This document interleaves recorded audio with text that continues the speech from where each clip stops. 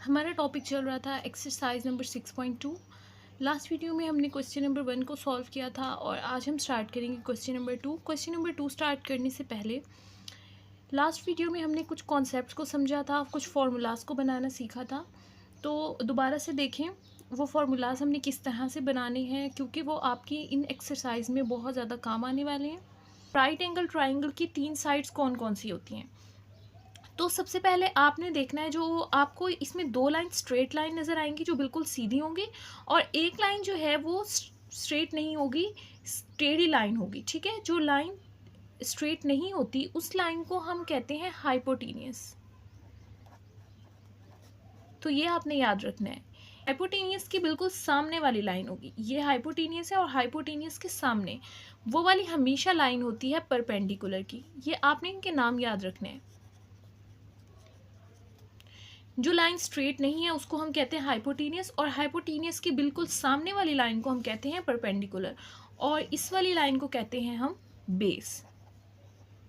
ठीक हो गया। ट्रिग्नोमेट्रिक रेशियोज वो हम इनको यूज करके पढ़ेंगे, बेस, हाइपोटेनियस एंड परपेंडिकुलर को। अब देखें ट्रिग्नोमेट्रिक रेशियोज होती कौन कौन सी हैं। तो पहली ट्रिग्नोमेट्रिक रेशियो साइन थीटा, ये आपने याद रखना है, साइन थीटा। सेकेंड होती है कॉस थीटा, और थर्ड होती है टेन थीटा। तो ये आपने याद रखनी है, sine theta, cos theta and tan theta, इनको हम कहते हैं ट्रिग्नोमेट्रिक रेशियोज। ठीक है, अगर अब देखें हम साइन थीटा को रेसिप्रोकल करें, यानी साइन थीटा को हम अगर इस तरह से लिखें, यानी 1 से डिवाइड कर दें, 1/sin थीटा, यानी साइन थीटा को अगर हम उलट कर दें तो ये बन जाता है cosecant theta. Cosecant theta, cosecant इसको पढ़ते हैं कोसेकेंट और लिखते हैं COSEC, कोसेक, कोसेकेंट थीटा। और इसी तरह से अगर हम कॉज को रेसिप्रोकल कर दें, यानी कि इसको हम 1 से डिवाइड कर दें या फिर उलट कर दें, तो हमारा आंसर यहाँ से आता है सेकेंट थीटा। ये कोसेकेंट है और ये सीकेंट है। इसी तरह से अगर हम टेन को रेसिप्रोकल कर दें और 1 से डिवाइड कर दें तो हमारा आंसर आता है कॉट थीटा। तो आपने ये नाम याद रखने, sine theta, cos theta, tan theta, और जब हम इनको रेसिप्रोकल करते हैं यानी कि उलट कर देते हैं तो हमारा आंसर यहाँ से आता है कोसेकेंट थीटा, कॉस का आंसर होता है सीकेंट थीटा और टेन का कॉट थीटा। तो ये आपने याद रखना है। उसके बाद देखें इनके फॉर्मूलाज हम देखते हैं वो क्या होते हैं, और इनके फॉर्मूलाज देखने से पहले मैं आपको एक सेंटेंस बताती हूँ। यहाँ पर आपको नज़र आ रहा है, मैंने एक सेंटेंस लिखा है, some people have curly brown hair through proper brushes. आपने इस सेंटेंस को याद कर लेना है। हम इस सेंटेंस को यूज़ करते हुए यहाँ से फार्मूलाज बनाएंगे, क्योंकि फार्मूलाज जब हम बनाते हैं तो बहुत ज़्यादा टफ हो जाते हैं और मिक्स हो जाते हैं कि साइन का कौन सा था, कॉस का कौन सा था, टेन का कौन सा था। आपने जस्ट ये सेंटेंस याद रख लेना है और इसके हिसाब से हम फार्मूलाज लिखेंगे। ठीक है, देखें पहला फार्मूला है साइन का। साइन किससे बनता है? एस से, एस फॉर साइन। अब साइन का हम फार्मूला जो बनाएंगे वो इन 2 वर्ड से बनाएंगे। पहला वर्ड क्या है? साइन। साइन का फार्मूला बनेगा पी और एच से। अब पी का मतलब क्या है और एच का मतलब क्या है? हमने ये चीज़ ऊपर पढ़ी, देखें पी से था परपेंडिकुलर और एच से था हाइपोटेनियस। तो साइन का फार्मूला होगा परपेंडिकुलर और हाइपोटेनियस। साइन की फार्मूले में हम ऊपर लिखेंगे परपेंडिकुलर, ओवर में क्या लिखेंगे? हाइपोटेनियस। ठीक हो गया। सम पीपल हैव, ये साइन का फार्मूला है, S for sine, P for perpendicular and H for hypotenuse. उसके बाद बारी आती है कॉज की। कॉज का फार्मूला देखें, कॉज बनता है सी से। कॉज का फार्मूला होगा बी एंड एच। बी और एच से क्या बनता है? देखें बी फॉर होता है बेस और एच फॉर होता है हाइपोटेनियस। तो सी फॉर कॉज का फार्मूला होगा, कॉज का फार्मूला होगा बेस ओवर हाइपोटेनियस।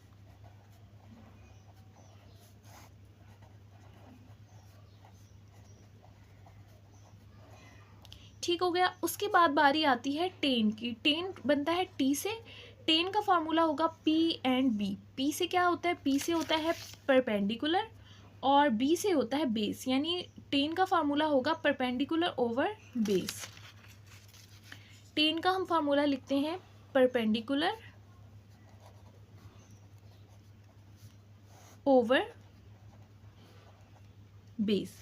देखिए क्वेश्चन में आपको ये sine theta, cos theta, tan theta या फिर कोसिकेंट थीटा, सीकेंट थीटा और कॉट थीटा, ये वाली वैल्यूज़ आपको दी होंगी। जस्ट आपने ये फार्मूलाज उनके लिखने होंगे। तो ये फार्मूलाज आपने जहन में रखने हैं कि देखिए अगर आपको साइन दिया हुआ है तो आप माइंड में ये रिपीट करेंगे कि एस फॉर साइन, तो सम, एस से सम बनता है, तो some people have, P for perpendicular and H for hypotenuse.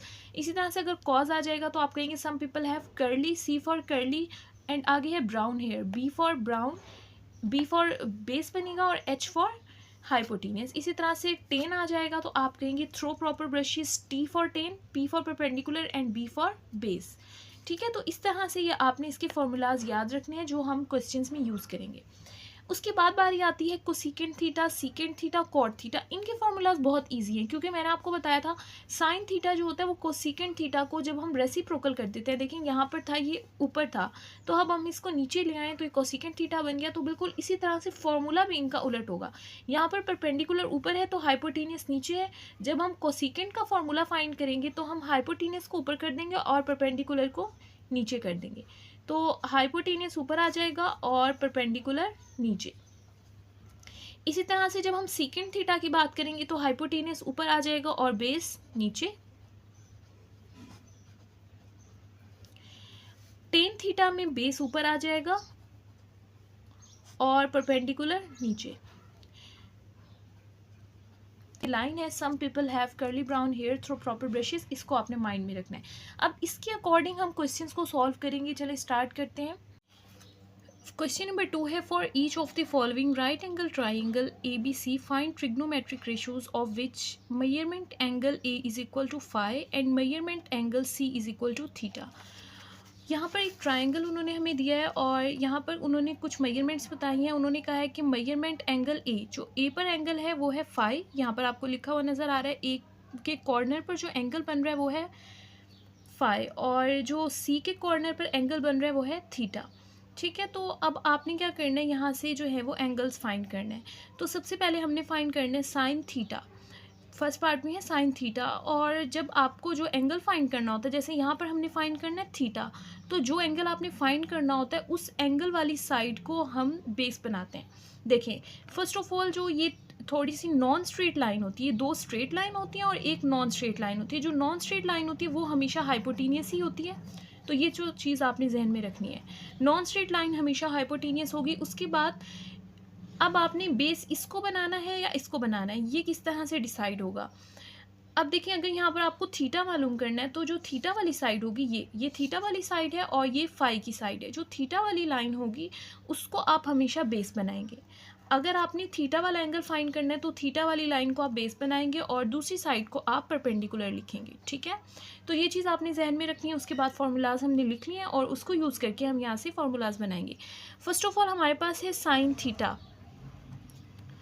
अब देखते हैं साइन थीटा का हमारे पास क्या फॉर्मूला था, तो ये आप लोगों ने लिख लेना है फॉर्मूलाज, ताकि आप लोग जब एक्सरसाइज करें तो आपको प्रॉब्लम क्रिएट ना हो। तो देखिए हमने पहले लिखा था फॉर्मूला साइन थीटा का है परपेंडिकुलर ओवर हाइपोटेनियस।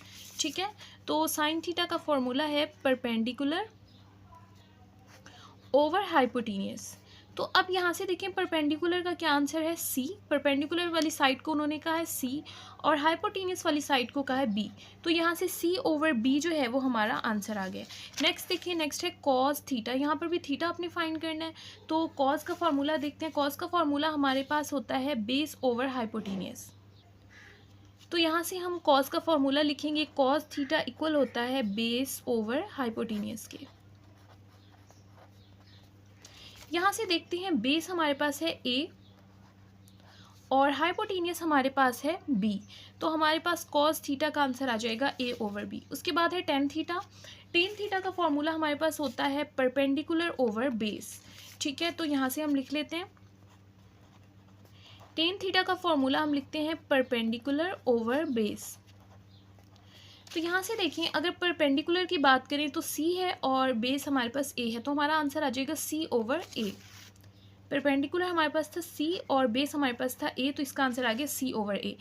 नेक्स्ट उन्होंने कहा है साइन फाई। पहले हमने जो मालूम किए वो एंगल थे थीटा, अब यहाँ से आ गया फाई, तो अब हमें यहाँ पर जो बेस और परपेंडिकुलर है वो चेंज करना होगा, क्योंकि देखें जो हमने यहाँ पर फाई मालूम करना है और जो साइड हमने मालूम करनी होती है उसको हम बेस बनाते हैं। अब हमने फाई वाला एंगल मालूम करना है और फाई यहाँ पर है, तो पहले हम थीटा मालूम कर रहे थे तो बेस हमने थीटा वाली साइड को बनाया था। अब हमने फाई मालूम करना है तो आप क्या करेंगे, बेस जो है वो फाई वाली साइड को बना देंगे और जो थीटा वाली साइड है वो हमारे पास क्या हो जाएगी, परपेंडिकुलर।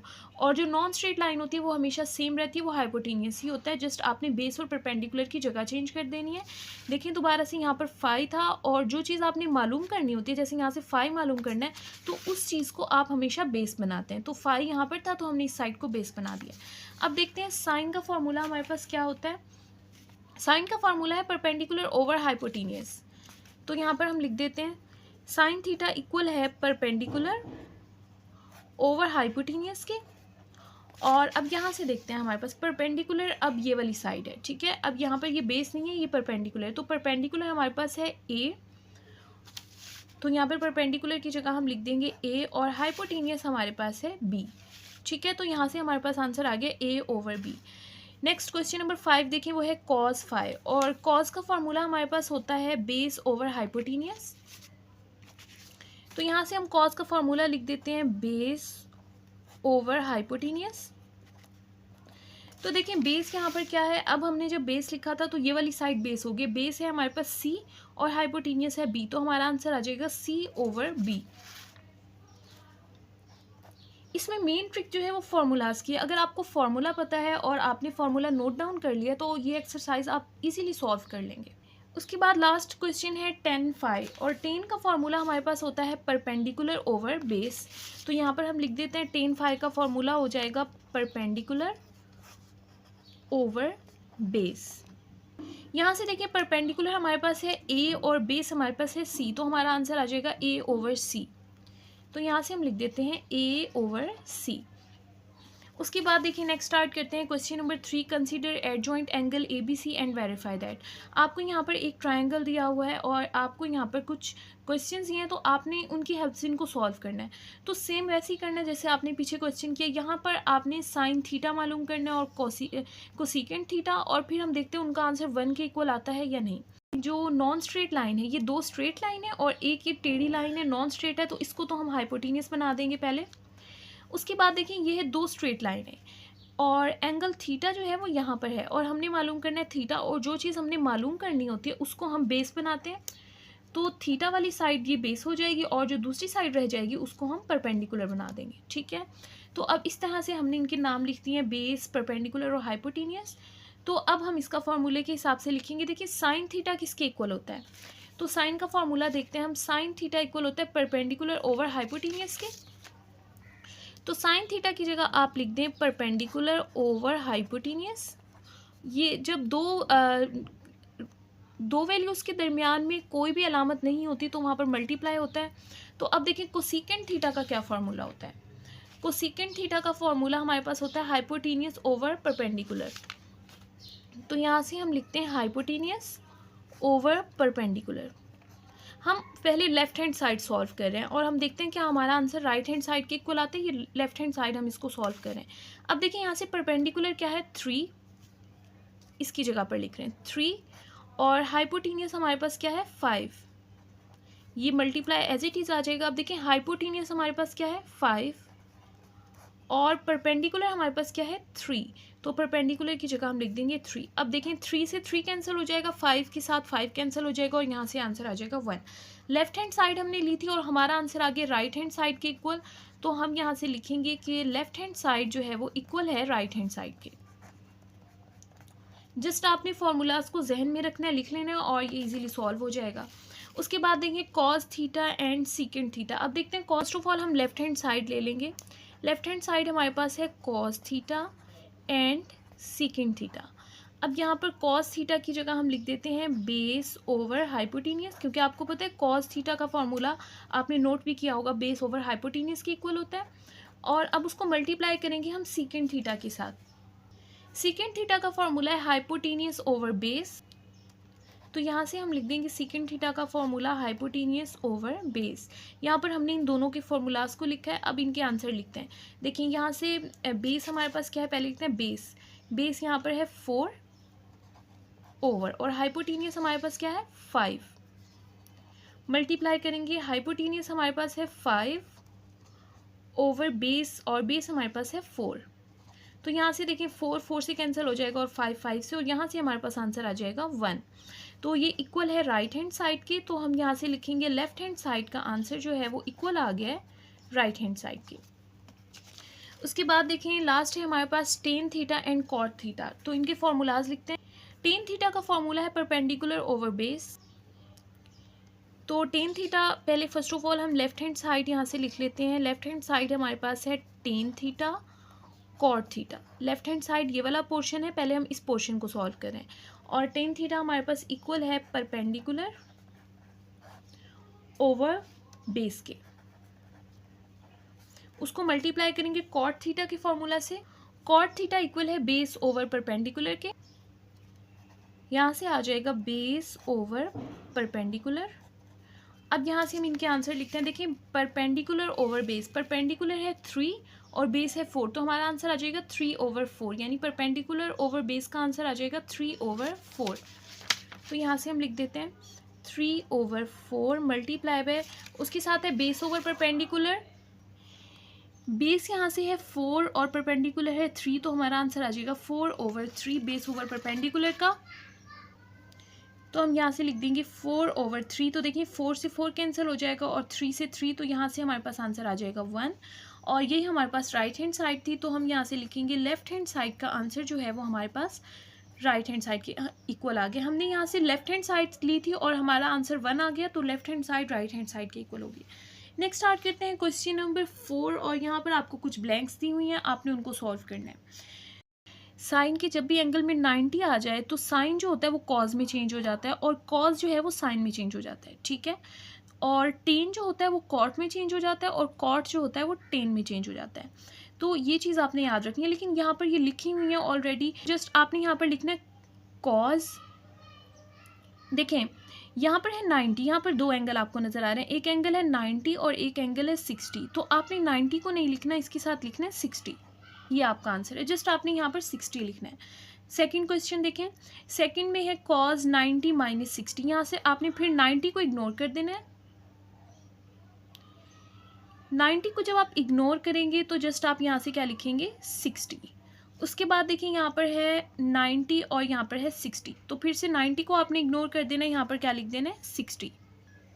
उसके बाद देखिए यहाँ पर है 90 एंड 30, तो 90 को आपने इग्नोर कर देना और क्या लिख देना है यहाँ पर 30 डिग्री, ठीक है। जिससे बहुत इजी सी ये ब्लैंक है, तो 90 को आपने इग्नोर करते जाना है, क्योंकि 90 देखिए साइन 90 जब आता है तो साइन जो होता है वो कॉज में चेंज हो गया, और बाकी 60 रह गया, वो हमने यहाँ पर लिख दिया। कॉज जब 90 होगा तो कॉज किस में चेंज हो जाता है साइन में, और ये 60 यहाँ पर आ गया। टेन जो होता है वो कॉट में चेंज हो गया, 60 यहाँ पर आ गया। टेन 90 का मतलब होता है कॉट, और यहाँ पर 30 आ गया।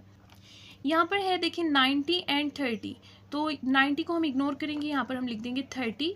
और इसी तरह से यहाँ पर है 90 एंड 30, 90 को आप इग्नोर करेंगे, यहाँ पर लिख देंगे 30। यहाँ पर है 90 एंड 45, 90 को इग्नोर करना है, यहाँ पर आ जाएगा 45। इसी तरह से यहाँ पर है 90 और यहाँ पर है 45, 90 को इग्नोर कर देंगे और यहाँ पर आ जाएगा 45। यहाँ पर है 90 और यहाँ पर है 45, 90 को इग्नोर कर देंगे और यहाँ पर आ जाएगा 45 डिग्री। तो यही आपके आंसर हैं, बहुत सिंपल सा था ये। अब नेक्स्ट देखिए क्वेश्चन नंबर 5, लास्ट क्वेश्चन है और बहुत इजी क्वेश्चन है। If in a right angle triangle, यहाँ पर आपको एक राइट एंगल दिया हुआ है और उन्होंने कहा है कि जो एंगल बी है वो 90 डिग्री का है। तो बी यहाँ पर है, तो ये कौन सी कितने डिग्री का होगा 90 डिग्री का। उसके बाद सी जो है वो एक्यूट एंगल है। एक्यूट एंगल क्या होता है, ये आप एमसीक्यू में भी आ सकता है। एक्यूट एंगल वो होता है जो 90 से छोटे जो एंगल होते हैं सारे, वो एक्यूट एंगल होते हैं। तो यहाँ पर एक्यूट एंगल आपको दिया हुआ है 60। तो और किस पर का है, सी पर। सी पर एक्यूट एंगल है वो कितना है 60 डिग्री का। तो आप सी के ऊपर लिखेंगे कि जो सी का एंगल है वो कितना है 60 डिग्री। ठीक हो गया। अब देखिए हमें यहाँ से ए का एंगल नहीं पता, ठीक है। तो अब देखते हैं, हम यहाँ पर हमें दो एंगल्स बताए हुए थे उन्होंने। पहले हमें एंगल बताया था measurement angle B is equal to 90 degree. उन्होंने कहा था कि बी पर जो एंगल बन रहा है वो 90 डिग्री का, ये उन्होंने क्वेश्चन में बताया। और सी का जो एंगल था वो उन्होंने हमें बताया था 60 डिग्री का, ये हमें उन्होंने क्वेश्चन में बताया था। अब हमने फाइंड करना है ये ए का एंगल कौन सा होगा।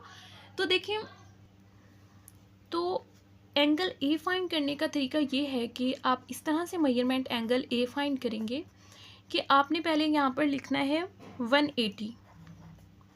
180 डिग्री में से आप ये दोनों एंगल माइनस कर दें तो आपका आंसर ए का आ जाएगा। दोबारा देखें, अगर आपने ए का एंगल फाइंड करना है तो आप 180 में से इन दोनों को माइनस कर दें, यानी -90 कर दें और -60 कर दें। तो देखते हैं क्या आंसर आता है हमारा।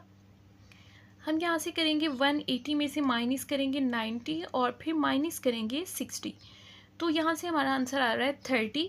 तो हमारे पास मेजरमेंट एंगल ए हो जाएगा 30 डिग्री।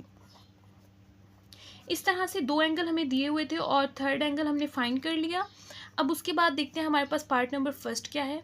क्वेश्चन नंबर 1 हमारे पास है measurement angle B C over measurement angle A B. आपने मालूम करना है कि B C over A B किसके इक्वल है। तो यहाँ से देखिए हमें बी सी किसके इक्वल दी है, ये है बी और सी की लाइन। तो बी सी जो इक्वल है वो ए के है, तो आप बी सी इक्वल लिख देंगे ए के, और ए बी जो है वो ये है ए बी इक्वल है सी के। तो हमारा आंसर आ जाएगा बी सी का ए और ए बी इक्वल है सी के, तो हमारा आंसर आ जाएगा ए ओवर सी। तो ये हमारा इसका आंसर है। नेक्स्ट क्वेश्चन नंबर 2 है cos 60 मालूम करें, यानी कि आपने cos की वैल्यू फाइंड करनी है। तो cos का वही हम फार्मूला यूज़ करेंगे कि cos का फार्मूला क्या होता है, और आपको पता है देखें cos का फार्मूला हमारे पास होता है बेस ओवर हाइपोटेनियस। ठीक है, तो बेस हमारे पास, हम यहाँ पर फार्मूला लिख देते हैं बेस ओवर हाइपोटेनियस। तो अब यहाँ से देखें बेस कौन सी है और हाइपोटेनियस कौन सी है, और आपको पता है जो नॉन स्ट्रेट लाइन होती है वो हमेशा होती है हाइपोटेनियस, और हमने यहाँ से फाइंड करना है एंगल 60 डिग्री का। ठीक है, तो हमने जब एंगल फाइंड करना है 60 डिग्री का, तो 60 यहाँ पर है, तो 60 वाली साइड को हम बेस बनाएंगे। जो एंगल हमने मालूम करना होता है उस साइड को हम बेस बनाते हैं और दूसरी साइड को परपेंडिकुलर। ठीक है, तो अब देखें हमारा आंसर क्या आ जाएगा। बेस हमारे पास है ए के इक्वल, और उसके बाद हाइपोटेनियस हमारे पास इक्वल है बी के इक्वल। तो यहाँ पर हाइपोटेनियस की जगह आ जाएगा बी, तो हमारा cos 60 का आंसर आ गया A over B. Question number 3 है कि आपने tan 60 फाइंड करना है। देखिए tan का फार्मूला हमारे पास होता है परपेंडिकुलर ओवर बेस। ठीक है, तो tan 60 का हम फार्मूला लिख देंगे परपेंडिकुलर ओवर बेस। तो यहाँ से देखिए परपेंडिकुलर हमारे पास है C और बेस है हमारे पास A, तो हमारा आंसर आ जाएगा C ओवर A, क्योंकि हमने फाइंड करना है परपेंडिकुलर ओवर बेस, और परपेंडिकुलर है C और बेस है हमारे पास A, तो हमारा आंसर आ जाएगा C ओवर A। तो tan थीटा का हमारे पास आंसर आ गया C over A। Next question number 4 हमारे पास है कोसिकेंट पाई ओवर 3। अब देखें हम जो पहले फाइंड कर रहे थे वो हम 60 के लिए फाइंड कर रहे थे, और इसी हिसाब से जब हम 60 के लिए फाइंड कर रहे थे, जो 60 वाली साइड थी हमने उसको बेस लिखा था। ठीक है, अब देखें हमने फाइंड करना है कोसिकेंट पाई ओवर 3। तो हमारे पास यहाँ पर एंगल आपको कोई भी पाई ओवर 3 नज़र नहीं आ रहा। यहाँ पर एंगल है 60, 90, और जो एंगल ए का हमने फाइंड किया था वो यहाँ पर था 30। ठीक है, तो पाई ओवर 3 आपको कहीं भी एंगल नज़र नहीं आ रहा। तो पाई ओवर 3 का मतलब क्या होता है, देखें जब हम एंगल्स की बात करते हैं तो पाई जो होता है वो 180 के इक्वल होता है। ठीक है, तो ये चीज़ आपने जहन में रखनी है। जब हम एंगल्स की बात करते हैं, वैसे तो पाई की वैल्यू होती है 22/7, लेकिन जब हम एंगल्स की बात करते हैं तो पाई जो होता है वो 180 के इक्वल होता है। तो देखिए यहाँ पर है पाई, यानी पाई का मतलब क्या हुआ 180। देखिए मैं यहाँ पर आपको लिख कर बताती हूँ। हमारे पास है पाई ओवर 3, पाई का मतलब होता है 180 ओवर 3। तो 180 को अगर आप 3 से डिवाइड करें, देखें 180 डिवाइड बाई 3, तो हमारा आंसर आता है 60। तो इसका मतलब है पाई ओवर 3 किसके इक्वल होता है, 60 के इक्वल होता है। तो अब आपने क्या फाइंड करना है, कोसिकेंट 60 ही फाइंड करना है। तो इसका मतलब है हम यही एंगल यूज़ करेंगे, और एंगल हमारे पास है 60, और जब 60 हमने फाइंड करना है तो बेस हमारे पास यही रहेगी, क्योंकि एंगल 60 यहाँ पर है और जो चीज़ हमने मालूम करनी होती है उसी को हम बेस बनाते हैं। ठीक है, तो देखते हैं अब कोसिकेंट पाई ओवर 3 का क्या फार्मूला होगा। हमारे पास देखें कोसिकेंट का फार्मूला होता है हाइपोटेनियस ओवर परपेंडिकुलर। कोसिकेंट का फार्मूला हमारे पास होता है हाइपोटेनियस ओवर परपेंडिकुलर। ठीक है, तो देखते हैं यहाँ से हाइपोटेनियस क्या है हमारे पास। हाइपोटेनियस हमारे पास है b और परपेंडिकुलर हमारे पास है c, तो हमारा आंसर आ जाएगा b ओवर c। ठीक हो गया। क्वेश्चन नंबर 5 हमारे पास है cot 60। तो हम वही फॉर्मूला देखते हैं। cot का क्या फार्मूला है हमारे पास। cot का देखिए हमारे पास फार्मूला है बेस ओवर परपेंडिकुलर। तो cot का फार्मूला हम लिखेंगे बेस ओवर परपेंडिकुलर। और अब यहाँ से देखिए हमारे पास बेस क्या होगी, क्योंकि 60 मालूम करना है तो 60 वाला को हम बेस ही लेंगे। तो हमने मालूम करना है बेस ओवर परपेंडिकुलर। तो बेस देखिए हमारे पास है ए और परपेंडिकुलर है सी, तो हमारे पास आंसर आ जाएगा ए ओवर सी।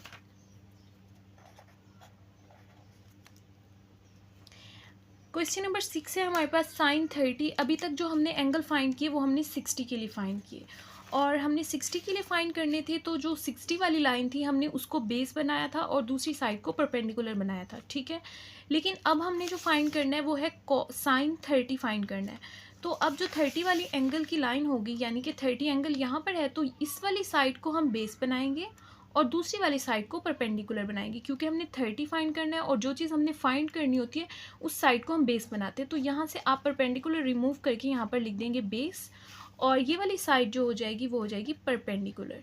और हाइपोटेनियस सेम रहता है, जो नॉन स्ट्रेट लाइन होती है, तिरछी लाइन होती है, उसको हमेशा हाइपोटेनियस ही लिखते हैं, ठीक है। तो हमने 30 फाइंड करना है, तो 30 वाली साइड को हम बेस बना देंगे और दूसरी साइड को परपेंडिकुलर। अब देखते हैं साइन का हमारे पास फॉर्मूला क्या होता है। साइन का फॉर्मूला होता है परपेंडिकुलर ओवर हाइपोटेनियस। तो यहाँ पर हम साइन का फॉर्मूला लिख देते हैं, वो है परपेंडिकुलर ओवर हाइपोटेनियस। और यहाँ से देखिए हमारे पास परपेंडिकुलर जो है वो है ए और हाइपोटेनियस है बी, तो हमारे पास आंसर आ जाएगा ए ओवर बी।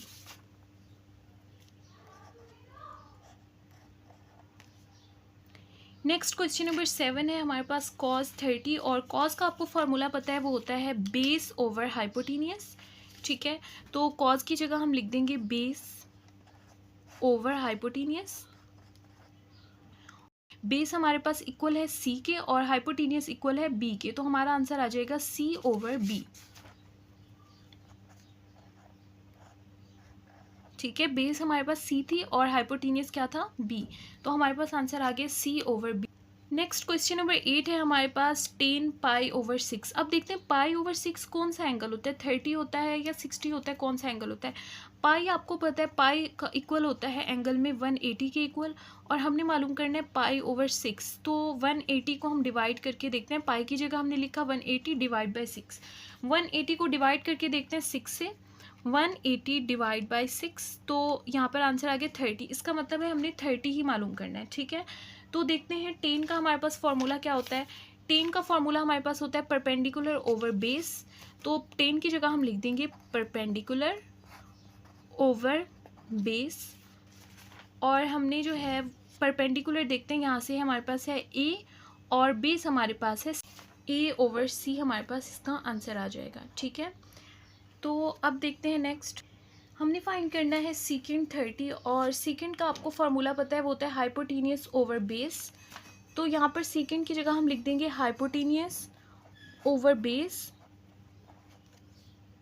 यहाँ से देखिए फिगर से हाइपोटेनियस हमारे पास है बी और बेस है हमारे पास सी, तो हमारा आंसर आ जाएगा बी ओवर सी। तो यहाँ से हमारे पास आंसर आ गया बी ओवर सी। लास्ट क्वेश्चन है हमारे पास कॉट 30। देखते हैं कॉट का फॉर्मूला क्या होता है, और कॉट का फॉर्मूला होता है बेस ओवर परपेंडिकुलर। तो यहाँ से हम लिख देंगे कॉट का फॉर्मूला होता है बेस ओवर परपेंडिकुलर, और डायग्राम से देखते हैं बेस हमारे पास ये है और बेस है हमारे पास सी, और उसके साथ परपेंडिकुलर हमारे पास है ए, तो हमारा आंसर आ जाएगा सी ओवर ए।